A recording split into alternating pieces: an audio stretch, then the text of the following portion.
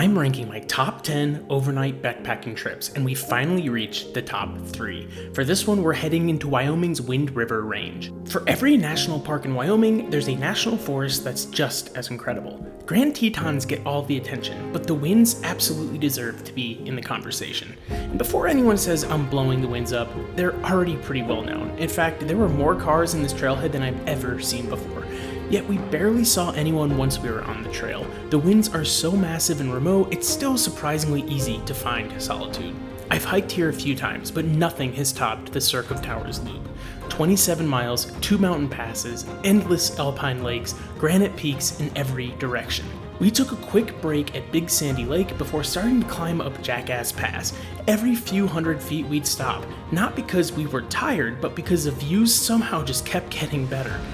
It was one of those climbs where you almost forget you're gaining elevation. From Jackass Pass, we dropped into Lonesome Lake, where dozens of backpackers had already set up camp. It was beautiful, but honestly, after seeing the view from Jackass Pass, we couldn't wait to keep going. Going up Texas Pass was stunning, with Lonesome Lake below the entire time. But the descent off the backside was loose, steep, and definitely the sketchiest part of the trip. We finally reached Texas Lake as a storm rolled in, and that's when one of our ultralight tent poles snapped. Somehow Dora MacGyvered it back together, and we made it through the night just fine. The next morning we knocked out 15 miles back to the trailhead, completely exhausted, but already talking about when we'd come back.